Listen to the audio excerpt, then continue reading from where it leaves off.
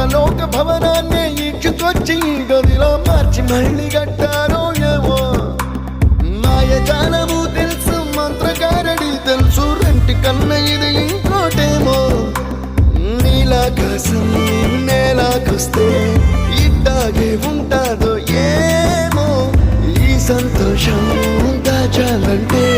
హృదయాలు ఓ వంద కావాలేమో ఇంతందంగా ఉంటుందా ఈ లోకం